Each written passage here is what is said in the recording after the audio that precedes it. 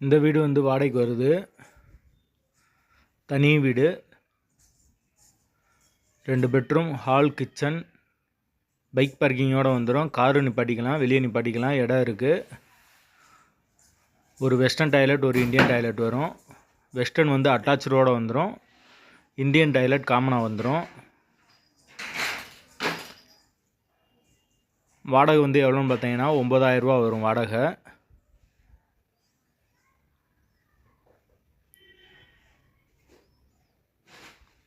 Washing machine வைக்கிறதுக்கெலாம் தனியாக இடம் இருக்குது.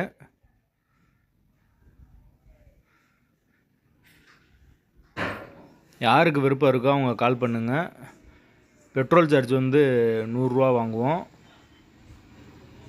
கமிஷன் வந்து 6,000 ரூபா வாங்குவோம்.